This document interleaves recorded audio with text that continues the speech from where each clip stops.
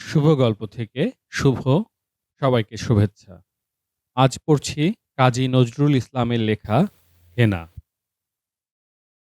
Verdun trench, France. ওহ, কি আগুন বৃষ্টি! আর কি তার ভয়ানক শব্দ! গ্রুম, দ্রুম, দুম। আকাশে একটুও নীল দেখা যাচ্ছে না, যেন সমস্ত আসমান জুড়ে আগুন লেগে গেছে। গোলা আর বোমা ফেটে ফেটে আগুনের ফিনকি। এত ঘন বৃষ্টি হচ্ছে যে অত ঘন যদি জল ঝরতো আসমানের নীল চক্ষু বেয়ে, তাহলে একদিনেই সারা দুনিয়া পানিতে সয়লাব হয়ে যেত। আর এমনি অনবরত যদি এই বাজের চেয়েও করা দ্রুম দ্রুম শব্দ হতো, তাহলে লোকের কানগুলো একেবারে অকেজো হয়ে যেত। আজ শুধু আমাদের সিপাইদের সেই হোলি খেলার গানটা মনে পড়ছে।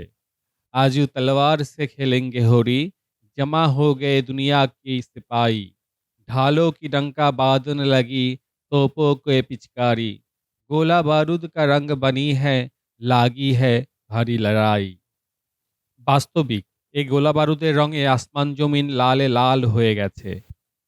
সবচেয়ে বেশি লাল ওই বুকে বেয়নেট পোড়া হতভাগাদের বুকের রক্ত। লালে লাল, শুধু লাল আর লাল। এক একটা সিপাই শহীদ হয়েছে আর যেন বিয়ের নওশার মতো লাল হয়ে শুয়ে আছে। ওহ, সবচেয়ে বিশ্রী ওই ধোঁয়ার গন্ধটা! বাপরে বাপ! ওর গন্ধে যেন ৩২ নারী পাক দিয়ে ওঠে। মানুষ সৃষ্টির শ্রেষ্ঠ জীব, তাদের মারবার জন্যে এসব কি কুৎসিত নিষ্ঠুর উপায়! রাইফেলের গুলির প্রাণহীন সীসাগুলো যখন হাড়ে এসে ঠেকে, তখন সেটা কি বিশ্রী রকম ফেটে চৌচির হয়ে দেহের ভিতরের মাংসগুলোকে ছিঁড়ে বেরিয়ে যায়। এত বুদ্ধি মানুষ অন্য কাজে লাগালে তারা ফেরেশতার কাছাকাছি একটা খুব বড় জাত হয়ে দাঁড়াতো। ওহ, কি বুক ফাটা পিয়াস! এই যে পাশের বন্ধু রাইফেলটা কাত করে ফেলে ঘুমিয়ে পড়েছে, একে আর হাজার কামান একসঙ্গে গর্জে উঠলেও জাগাতে পারবে না।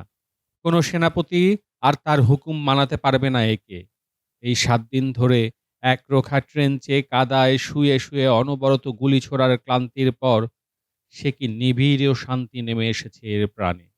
তৃপ্তির কি স্নিগ্ধ স্পর্শ এখনো লেগে রয়েছে এর শুষ্ক শীতল ওষ্ঠপুটে। যাক, যে ভয়ানক পিয়াস লেগেছে এখন আমার, এখন ওর কোমর থেকে জলের বোতলটা খুলে একটু জল খেয়ে জানটা ঠান্ডা করি তো। কাল থেকে আমার জল ফুরিয়ে গিয়েছে, কেউ এক ফোঁটা জল দেয়নি। আহ, এই গভীর তৃষ্ণার পর এই এক চুমুক জল, সে কত মিষ্টি!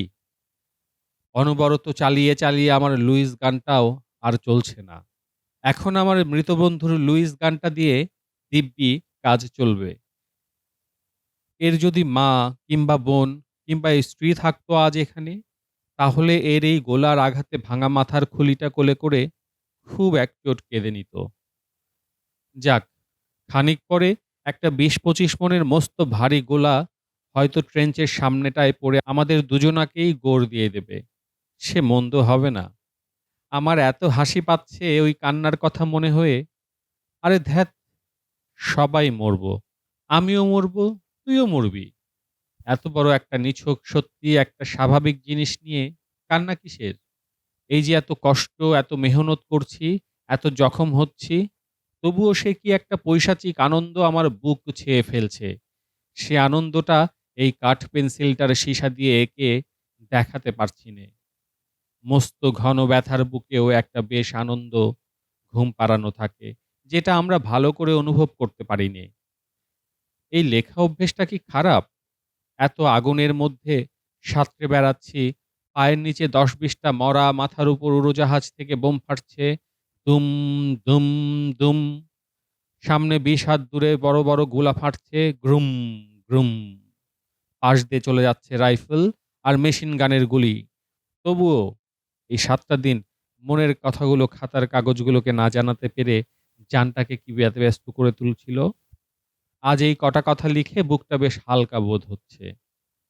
পাশের মরা বন্ধুর গায়ে ঠ্যাস দিয়ে দিব্যি একটু আরাম করে নেওয়া যাক। ওহ, কি আরাম! এই সিন্ধু পাড়ের একটা অজানা বিদেশিনী ছোট্ট মেম আমায় খানিকটা আচার আর ২ টো মাখন মাখা রুটি দিয়েছিল। সেটা আর খাওয়াই হয়নি। এদেশের মেয়েরা আমাদের এত স্নেহের আর করুণার চক্ষে দেখে। রুটি দুটো দেখছি শুকিয়ে দিব্যি রোস্ট হয়ে আছে। দেখা যাক রুটি শক্ত না আমার দাঁত শক্ত। ওই খেতে হবে কিন্তু। পেটে যে আগুন জ্বলছে। আচারটা কিন্তু বেড়ে তাজা আছে দেখছি। ওই ১৩-১৪ বছরের কচি মেয়েটা, আমাদের দেশে ওরকম মেয়ে নিশ্চয়ই সন্তানের জননী নতুবা যুবতী গিন্নি। যখন আমার গলা ধরে চুমু খেয়ে বললে, "দাদা, এ লড়াইতে কিন্তু শত্রুকে খুব জোর তাড়িয়ে নিয়ে যেতে হবে।" তখন আমার মুখে সে কি একটা পবিত্র বেদনামাখা হাসি ফুটে উঠেছিল। আহ! এতক্ষণে আকাশটা বেরোবার একটু ফাঁক পেয়েছে। রাশি, রাশি জলভরা মেঘের ফাঁকে একটু, একটু নীল আসমান দেখা যাচ্ছে। সে কত সুন্দর! ঠিক যেন অশ্রুভরা চোখের ঈষৎ একটুকু সুনীল রেখা। থাকগে এখন। অন্য সময় বাকি কথাগুলো লেখা যাবে। মরা বন্ধুর আত্মা হয়তো আমার ওপর চটে উঠেছে এতক্ষণ। কি বন্ধু, একটু জল দেব নাকি মুখে? ইস! হাঁ করে তাকাচ্ছেন দেখো। না বন্ধু না। তোমার পরপারের প্রিয়তমা হয়তো তোমার জন্যে শরবতের গেলাস হাতে দাঁড়িয়ে রয়েছে। আহা! সে বেচারীকে বঞ্চিত করব না তার সেবার আনন্দ হতে। আজ কত কথাই মনে হচ্ছে।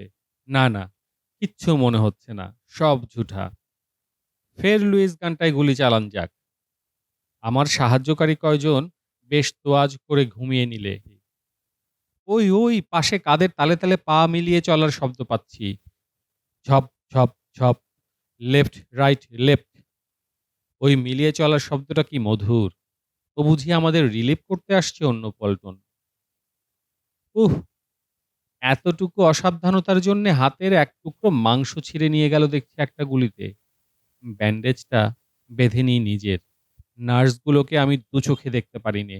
নারী যদি ভালো না বেসে সেবা করে আমার, তবে সে সেবা আমি নেব কেন? আহ! যুদ্ধের এই খুনোখুনির কি মাদকতা শক্তি! মানুষ মারার কেমন একটা গাঢ় নেশা। পাশে আমার চেয়ে অত বড় জোয়ানটা এলিয়ে পড়েছে দেখছি। আমি দেখছি শরীরের বলের চেয়ে মনের বলের শক্তি অনেক বেশি। লুইস গানে ১ মিনিটে প্রায় ৬০০-৭০০ করে গুলি ছাড়ছি। যদি জানতে পারতুম ওতে কত মানুষ মরছে। তা হোক, এই দুকোণের দুটো লুইস গানই শত্রুদের জোর আটকিয়ে রেখেছে কিন্তু। কি চিৎকার করে মরছে শত্রুগুলো দলে, দলে। কি ভীষণ সুন্দর এই তরুণের মৃত্যু মাধুরী।